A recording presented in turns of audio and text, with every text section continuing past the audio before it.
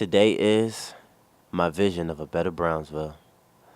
Growing up on the streets of Brownsville, Brooklyn, I've witnessed events and circumstances that has made me want to leave such a place and never return. However, as I grow into a man, I've adopted the fundamental principle and the urban oath, which is to never forget where you came from. And by this, I don't mean to never forget as a memory, but as an action as well. I've learned that some people are accustomed to the circumstances that are on his or her own plate. Thus, they are forced to eat. Others make the wrong decisions and end up where they are. My vision is to improve the central location in which all Brownsvillians call home, the Brownsville Recreation Center, as a place where not only Brownsville natives can come, play, and enjoy the programs that the center provides, but people all across the country. Being one of very few places in Brownsville where lots of people can come, Brownsville has suffered its share of brutal vices that have begun to slowly kill the center. The death of Jocko Jackson shook the well-being of the Brownsville community because he was one of very few people who really cared about Brownsville. A basketball coach, a humanitarian, and a hero, Jocko has done more for Brownsville than anyone could ever imagine. Me, Jerry, and the former Greg Jocko Jackson, years past, we normally would sit down with the Jewish brothers and sisters who was from Brownsville. Like I said, Brownsville was predominantly Jewish. Junior Street was the most populated area with Jewish people. Yeah. I mean, it was, crowded. And when I sit down and I talk to them, they tell me the difference is between then and now is that when somebody told you to get off the corner, you got off the corner. Now somebody tell you get off the corner, you're still on the corner. Yeah. I think it was more close-knit then. What I always tell people is that they may not get along, but to make sure that Brownsville was great, they got along to pass a bill or to make sure things was right. And what I always tell people is that I love the Jewish community because they made sure that things were straight in our community. And if we sit down and we get together and put people in power that's going to do the right thing instead of, stealing our money, not bringing, resources to Brownsville, not doing the right thing as far as education, stuff like that. If we have people that do that, Brownsville will be great again. And it's going to be great again. Because sooner or later, some young kid like you or somebody else is going to step up and take the torch and run with it. Like the great Greg Jocko Jackson that passed, had a lot of us that were from the community, work in the community, which I thought was a good idea. And then you have those that are not from the community that come in, and then we all come together because everybody's bringing different ideas. And then as long as we work as a team, regardless of where you're from, and this is what you always say, where are you from? As long as we work as a team, and our common goal is to make every person that walks through that door special. That's what makes Brownsville stands out more than others. And we're talking from a senior citizen walking through the door to a middle-aged person like myself to kids. And I think that's what makes us stand out more than any other recreation center. Brownsville is it's a great place, I must say. It changed whereas now there's more gangs than it ever been. And it was gangs back then, but more now. And it's nobody that has control over a certain group of guys no more. Everybody is like the Wild Wild West. Back then, people would tell guys, you can't do this, you can't do that. If you went to school, you was a guy that was hands-off. If you was a guy that played basketball, it was hands-off. You had a pass. But now it's like open season for everybody. It's no more, respect for seniors, the kids anymore. There's so much going on that's bad in the neighborhood, but it's a lot of positive things going on too. It's from a community point of it, it's gotten bad because we're not community together like we were back then. For a perfect example, if a young child, when I was young, did something bad and a neighbor seen it, the neighbor would eventually yell, tell you what you're doing wrong, or take you to your parents, or you might have got a community butt whipping as well. So we called that community butt whipping back then. Now they just turn their back and whatever he does, he does. So there's nobody involved in the community. And then we had more talking. There was more talking amongst each other back then. That doesn't happen now. It's more screaming, yelling, and everybody's quick to be negative. Although Brownsville has been the pinnacle of drug warfare, violence, and gentrification, a light has begun to shine as the years begin to turn. At the Brownsville Recreation Center, a group of inspiring individuals expressed that not everyone who comes from a disdained neighborhood is a criminal. At the center, the youth is the driving force to help Brownsville restore to its former glory. Youth Made Media is a program that teaches young adults how to professionally produce, edit, and shoot films. The program leader, Jamie Zelaya, is a great example of a true believer in Brownsville. Outside of the program, the youth is why Brownsville has hope and why it will be great than ever before. Coming from such a rich history of being looked upon negatively, Brownsville still has lots of obstacles to overcome before it can be a place that everyone comes to know and love for what it is today and not for what it was before. I remember as a kid, I'm looking over here at the Palace Theater when I was a kid. I used to go in there for about $1.50. So it's really something. And I'm looking at Picken Avenue, Thomas Boylan and Picken, where McDonald's is at now. Used to be Brooklyn Union Gas. Yeah. So a lot of stuff changed. There used to be a lot of stuff on Picken Avenue that used to be outside the stores. Now everything's inside the stores, and the stores are shielded by gates. Okay. When I was a kid, you could go on Picken Avenue and you could window shop. You can't do that no more because of the gates. That's very true. When I was a kid, it was a safe haven. Brownsville was predominantly a Jewish neighborhood. Brownsville, Ocean Hill, Brownsville was predominantly Italian neighborhood. Oh, okay. Then the blacks moved in later on. Was busy.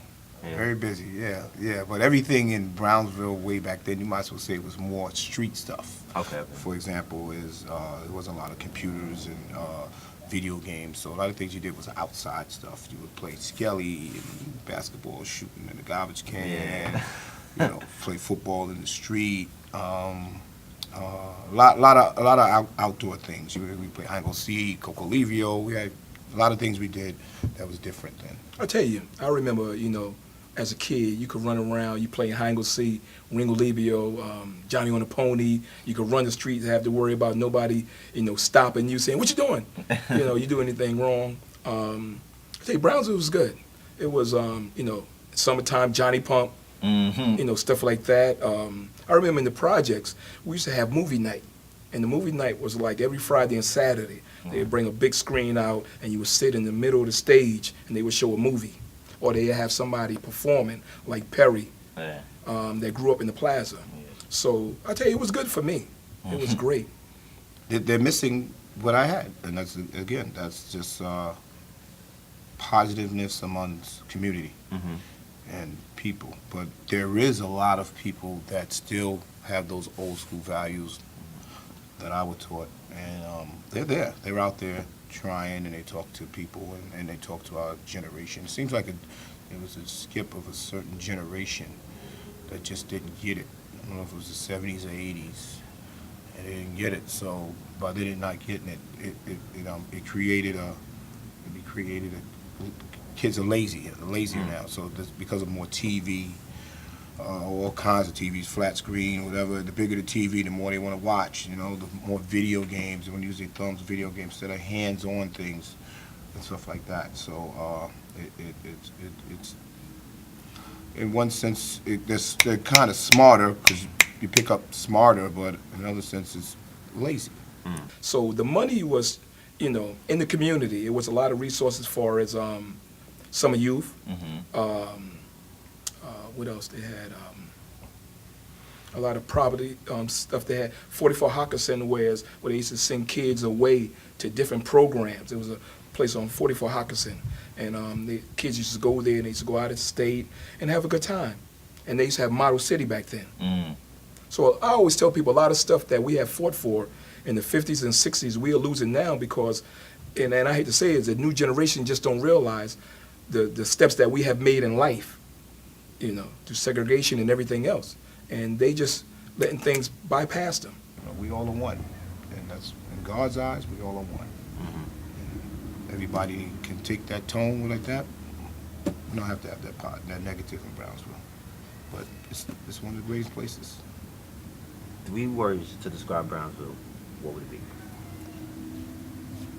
BRC. That's not 3 words, it's 3 letters. Brownsville Recreation Center. That will be it. Because when you say that, people eyes light up. They oh, I know that place. Yeah. I've been through there for whatever, whatever they came here for. And it's very rare you hear somebody say, I passed by there, but I never knew it was in there. So tell them, stop by. You never. So until they come in and see and get a grip of what we all about, then they understand.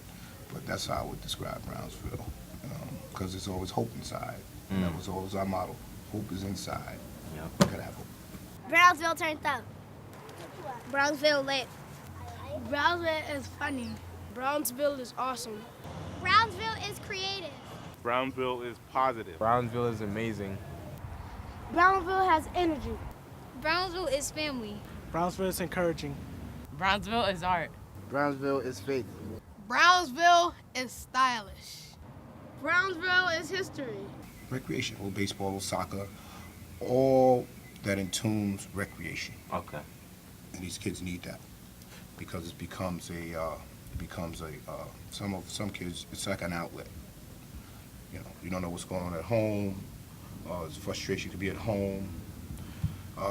Frustration from school. So they come here, and then they need to release some of that stuff. So we try to provide that. You know what I always tell people? Every so often, a community changes. Whether it's whites moving in black community, blacks moving in white community, or a mixed community. And my thing is that I love a mixed community because when you have a mixed community, you have more resources that come to your community. You have more people to stand up and fight for your community. And I always tell people this, is that my kids went to, let's say, Star A City. They went to that school. And in that school, 99% of the parents' participations was there. But a school in Brownsville, you don't have that many parents who participate in it. And it may be because it's a single parent home where they have to work all day, and it's hard for them to take off. Media always gonna portray Brownsville as a bad place. If I would use that as 100%, I would say 85% of the people in Brownsville are good people. It's the 15% of it that makes Brownsville look bad. And they will go with that 15% just to make Brownsville look like it's nothing. But there's some nice people in Brownsville. There are hard-working people in Brownsville. All you gotta do is stand at the train station. You'll see so many people going to work, so many people going to school, so many people getting out of here and going to college, all right? But you're not gonna hear that because that's positive. So you're not gonna hear that. So you'll hear it now because we're sitting here doing this interview. We'll tell you what it is. It is what it is. So I've been fortunate enough in my 15 years working here at the Recreation Center, living here, going on 50 years, to know and see that, I saw so many people go to college, make it to a level of whatever they're pursuing to the highest level, from a lawyer to a doctor to a nurse to a sports figure. I've seen it all. Teachers and principals. Brownsville is great. And then I tell you, my father, great Jocko Jackson, he would tell you in a minute that there's no place in the world like Brownsville. If you're from Brownsville, you have more confidence than any place else in the world. Michael Jordan's from Brownsville. Larry King is from Brownsville. And there's a whole lot of other celebrity and doctors and lawyers that are from Brownsville, but we never talk about that. We never ever do. Barack Obama probably from Brownsville. when you think about it, because this guy has so much confidence. Yeah. And Bill Clinton may be from Brownsville.